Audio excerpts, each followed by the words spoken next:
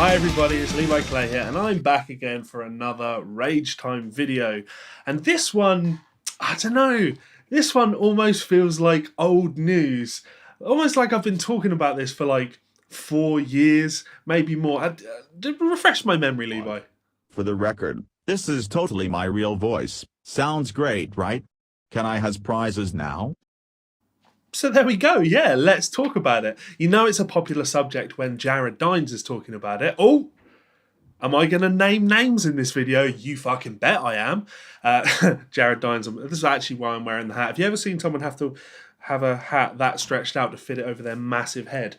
Yeah, so obviously guitar fakery is a huge subject currently, and I'm glad to see it get as much traction as it is. Guys like Jack Gardner talking about it. I'm going to be doing a video of Martin Miller on the subject soon. It's something near and dear to my heart because it's bugged me for a long time. And I want to start out by saying that there's a lot more to this subject than people seem to be covering. Guys, it's not just about speeding videos up. There's a whole lot more to it than that. And that seems to be the only thing people are covering. And that's very interesting to me because that's the area that people are covering, the speeding up. Suddenly all these guys that do all of these other, trickery things in their videos, suddenly they feel like they can start making videos about this and go, isn't it stupid that people speed their videos up, guys? Oh, you shouldn't fake your videos. Miming bastards. It hurts my brain. Anyway, so I want to preface this by talking about whether or not this is actually an issue. So Charles Caswell just put a video up today, and I think he'll probably end up pulling that down because it's him drunk in a bar responding to this barrage of criticism that people like himself have been getting recently. And he seems to totally miss the point, right? I have been extremely vocal about this subject for a very, very long time, and I want to reiterate this point. There's nothing wrong with speeding your guitar playing up. There's absolutely nothing wrong with that. Charles Caswell is actually an excellent example of this because while his music isn't particularly my cup of tea, there are certainly moments in his music that I go, that's really cool. I think that's very cool. I don't want to be able to play like that, but there's definitely an admiration for the compositional elements of what he's putting out there. Perfect example, right? Mozart. I don't believe he played the bassoon. In fact, I'm pretty certain he didn't play the bassoon. But he absolutely wrote a lot of music that contained bassoon. I believe he also wrote a concerto for bassoon, right? So I don't look at that and say, well, this isn't musically valid because Mozart couldn't play the bassoon. Obviously, that would be ridiculous. As a compositional tool, do whatever you have to get the music out there. I said this years ago, I'm going to say it now. There are moments on my album where what I needed was a certain sound, a certain thing that I wanted, and I can't do that thing. So I asked somebody that can do that thing to do that thing for me, right? There's a great example of Cameron Allen doing some crazy 8-finger tapping stuff on the record, and I love it, and that's what I wanted. I can't do that. And I don't mind putting my hands up and saying, this was Cameron. He brought the thing to the table that I wanted to be here in my musical vision. Nothing wrong with that, right? The issue isn't in your compositional stuff, Mr. Caswell. Nobody has an issue with that. So when you're sitting there and trying to dodge the bullet, I have never seen someone dodge as many bullets as this. Motherfucker, you look like you are trying out for the Matrix. It's embarrassing, mate. When people ask you the question or make the accusation, just respond to the actual accusation. Don't ignore the accusation and try and either discredit the person making the accusation or to downplay the severity of the accusation itself. Just say simply yes or no. Yes, I speed my stuff up. Yes, I record things at slower speeds, and then in my playthrough videos, I mime along to them. You know it. You know you're avoiding the question, just answer it. It's not that fucking difficult. I'm not going to judge you for it. What I judge you for is misleading people. Now, I like that I've named that name there, but I don't actually take you probably gathered this, I don't take huge issue with Charles Caswell, right? Because he is a musician. Simple as that. He is a composer and he's writing music and he's putting albums out there and fantastic, right? People enjoy his music. That's all that really matters, right? Don't care. Good on you, mate. You're not selling product, based on your ability to do something. Now this is very prevalent. This is very much a thing. Now, people like myself, obviously I make most of my living selling books. Head to Amazon, check out some of my books. Lots of work went into them, very proud of them, and there's no misrepresentation in any of those. Obviously, the guitar, though, is very heavily pushed by the technical race, the speed race, the ability race. And there's nothing wrong with that. You know, I'm constantly seeing new guitar players that I look at and go, Jesus, this guy's really good. It's amazing, actually, because actually when I think back to myself being a young boy watching like Paul Gilbert's Intense Rock and studying John Petrucci's Rock Discipline and, you know, really getting serious about technique, discovering all the Chops from Hell stuff eventually and really getting into that and the shrapnel stuff, really studying.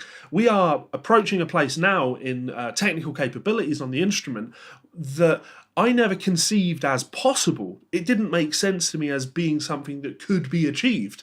And it would be easy to be a bit of boomer about it and be like, well, it's rubbish. I don't feel that way at all. I actually think it's really exciting that there are people out there that are doing things that I never conceived possible. I don't just point at things and say, that's not real, because I'm jealous. Right? If I was jealous, you'd see me trying to keep up with the speed race. For anyone that's followed my playing in the last 5-10 years, you'll notice that actually I've gone in the complete fucking opposite direction. Right, so that speed race, what does this actually do? What is the problem with this? Well, there are tons of guys out there that, now I can't say these are definitely faked, but I can definitely say these are overproduced videos. I can't even think of the names of some of these no-name fucks because they're not relevant. But what they do is they plow a lot of money into their marketing and they plow a lot of money into their editing skills so they can sell you products. They do it so they can sell you subscriptions. They do it so they can get you to download tabs, buy download packages of their tabs. And it's horrendous. Check this guy out that I saw on Instagram. I guess I'll put his name on screen, but this is bullshit. This isn't real. And anyone that thinks it is needs to engage their fucking ears a little bit more. Check it.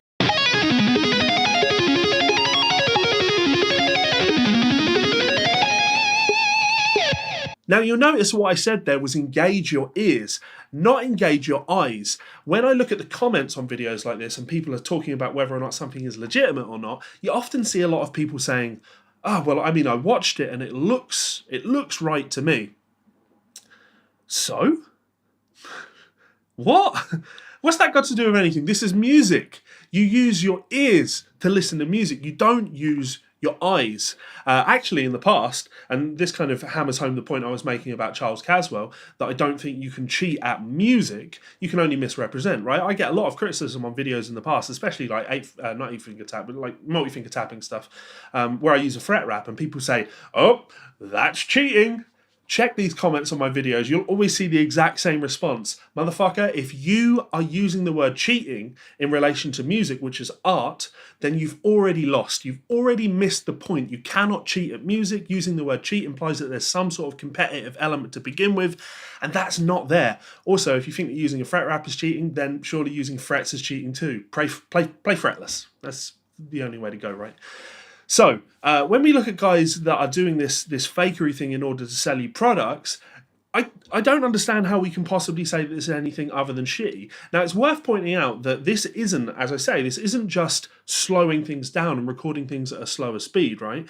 This is creating an illusion of what you are capable of technically and presenting it as one take, right? So, as you all know, the playthrough videos. I've got playthrough videos of Hellcat Molly songs, right? And I have both, actually. I have live recorded takes of me playing Hellcat Molly songs, and I have more like music video playthrough type things, where I'm just giving you something to watch while you're listening to the music. I don't take issue with playthroughs. Absolutely nothing wrong with a playthrough in itself. The issue is more when you are taking, you know, you're presenting, here's a live improvised solo thing, and it's, well, first of all, clearly something that you've composed. That's a video for another day.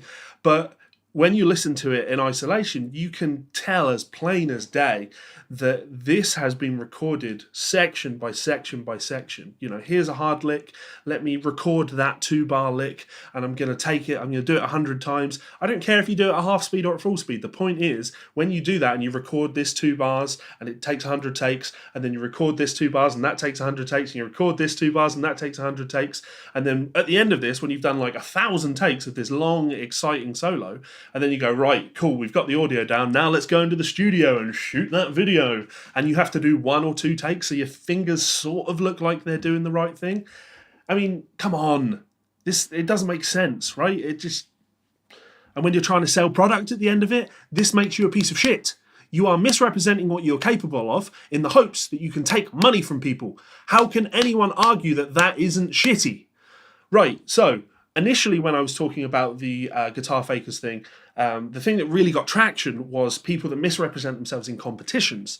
Now, of course, in the past, I've been part of the team for Guitar Idol, and I took a huge issue of anybody that was submitting videos that were clearly faked, right? So let's name another name.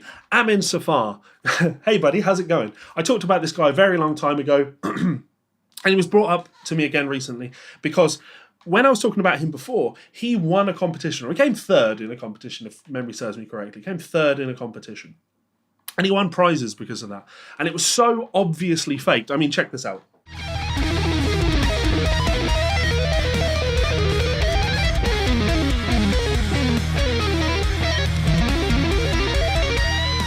Again, you listen to that and you should say to yourself, I've played guitar for a very long time and guitar doesn't really sound like that.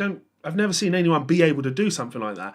It's funny, years later when Amin plays guitar, you know, isolated, not recorded and edited, it seems that he's got considerably worse at the instrument. That's funny. Check this. Now again, just to reiterate, you know what? The original video, the Amin's solo video, I dug it. I actually thought compositionally it was super cool. I thought there were some really out there ideas in there. I loved the way everything was stitched together so nicely. As a composition, as something that you would put on a record, I thought it was super cool. But then to put yourself in a guitar competition as a representation of what you can do on the instrument and then take prizes that somebody who wasn't willing to cheat or wasn't willing to misrepresent what they can do didn't get the prizes, that's shitty, right? It's actually amazing the amount of times you see this. Theodore Ziras, hey buddy, is another guy that, interestingly, as video quality has improved and he's been able to record better quality videos, his playing sounds considerably worse. I mean, I'll see if I can find them. Here's a clip of Theodore sweep picking from, 10, 15 years ago. Some of the best thing you've ever heard.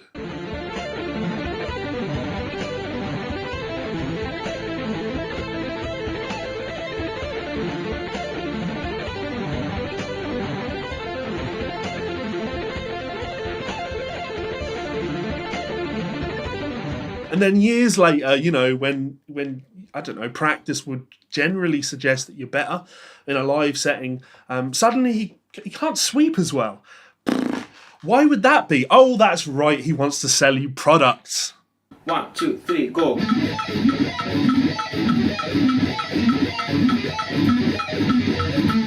So this is it. Be careful.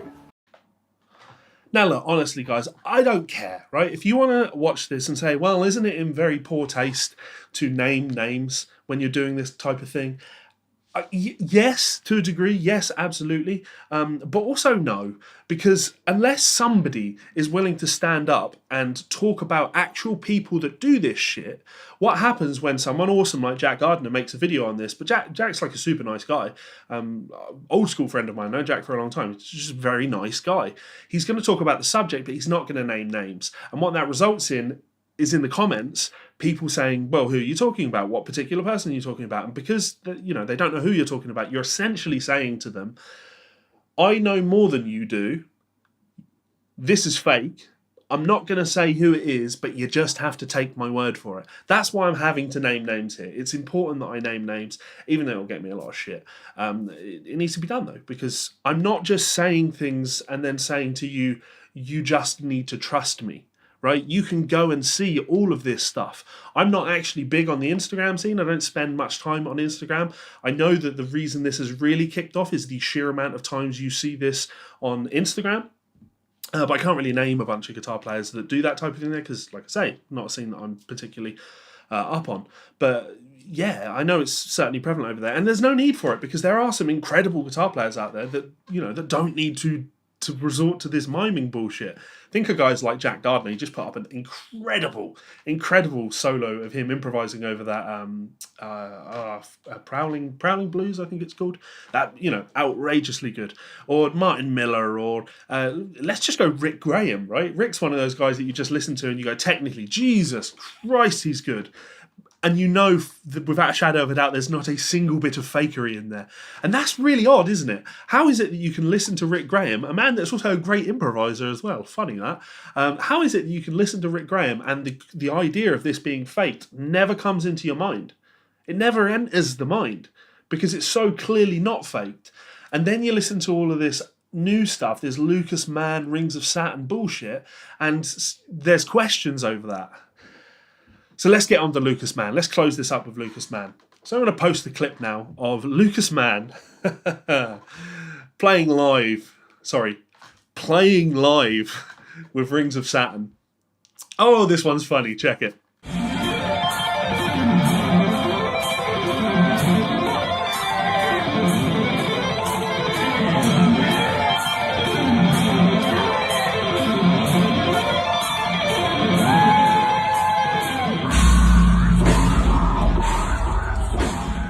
Now I know what you're thinking, right?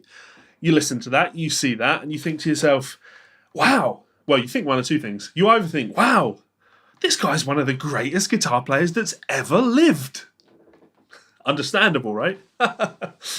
Because it is incredible. I'm not going to say compositionally it's like earth-shatteringly good, but it's cool. This was absolutely the type of thing that I was really into as a kid. And composing stuff like that, cool. Good on you, Lucas. Buddy, you're not playing that though, are you? You're not playing that. That's not a guitar. This is really like getting into the nitty-gritties of it's not just slowing things down, speeding things up, and that type of trickery, right? It's the editing, it's the miming. This is live. And what you'll notice when you listen to this clip is every single note that he plays, every single note has its own pick attack.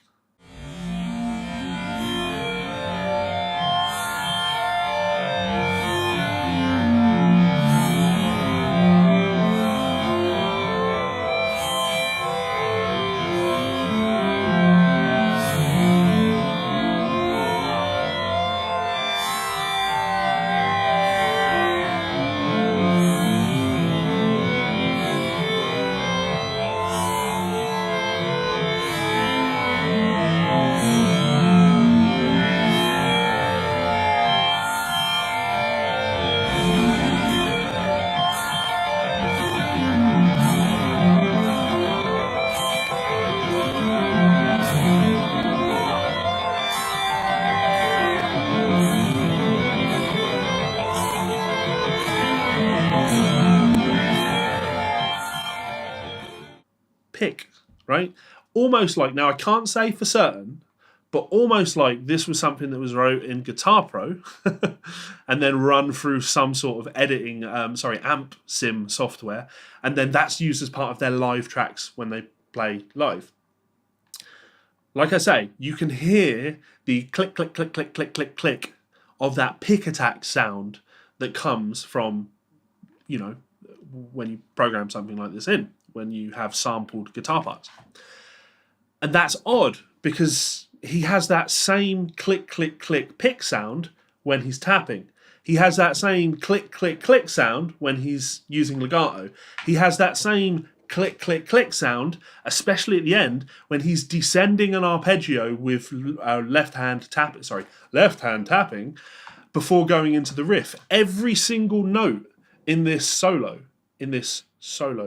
instrumental part is dynamically flat. There are no peaks or valleys in this. This is as programmed as it gets. It's rhythmically perfect, and it is as programmed in terms of velocities as it gets. So why is this an issue? Because he's using this video as a representation of what his band does live so he can sell you tickets. He is misrepresenting what he does as a guitar player so he can make money. Good on you. I'm not going to stop you doing that, Lucas, but I am going to go out of my way to make sure that everyone is wise to it. Because when you see this stuff, I'm going to say it needs to be. It should be called out, right? For those of you that have been on YouTube a long time, you're probably familiar with a gentleman by the name of Thunderfoot. And he has a video entitled something along the lines of Why Fight Idiots? Why Argue with Idiots? It's an excellent watch. And it was really instrumental in, no pun intended, really instrumental in forcing me to be okay with arguing with people like this. Because if you allow this stuff to just propagate, then what happens is it becomes taken as fact. And the lack of education around everybody means that we end in this strange place where we can't question anything because we've not done so for so long. We don't know anymore. And there's nothing wrong with knowing. There's nothing wrong with informing a young person. There's nothing wrong with saying to one of your students, don't be off-put by the fact that all of these guys sound so much better than you ever can. Don't be put off by the fact that you've been practicing for 5 hours a day, every day for the last 10 years, and you are nowhere near as good as they will ever be. It's not your fault. Go out there and be the best you can be. Go out there, compose music, do things that touch people. If you need to speed your videos up to show people what your musical vision is, I absolutely support that. But please think of the future generations. Try not to mislead them. Why not help them to do the things that you do by saying, hey guys, this is how I go about achieving these outrageous sounds. This is how I actually produced this video. That would be fascinating, and that would get a bigger pat on the back from me than anything that you can do where you're misrepresenting yourself. I think that's all I have to say on the subject. So lastly, I just want to say a huge thank you to some of my supporters over on Patreon. You guys keep videos like this coming. I'm not going to lie, it can be a little bit disheartening when suddenly people want to talk about a subject and Guitar World want to write articles on a subject and they can't they can name check you, but they can't find any of your videos on the subject. You guys are the guys that keep me able to do videos like this without wanting to kill myself. Wow, I need to do a video on depression, don't I? That'd be a heavy one. Thank you so much, guys. You allow me to make all the stuff that I want to make, and it means the world to me. My studio is so almost finished. I'll have carpets and everything in there in the next 2 days. I can start moving all my stuff out there, so future videos will be in the studio, and I cannot wait for you to see some of those. Thank you so much. I really do appreciate it. If you would like to check me out on Patreon, you can do so by clicking the button on screen. You can subscribe by clicking the other button on screen, and you'll see 2 more of my videos on screen. Thank you so much for all the support, the like, the comments, and even just standing up for me and reminding people that Levi's been talking about this for a long time. Guys, this shit matters. I love you all, and I'll see you for another video soon. Laters.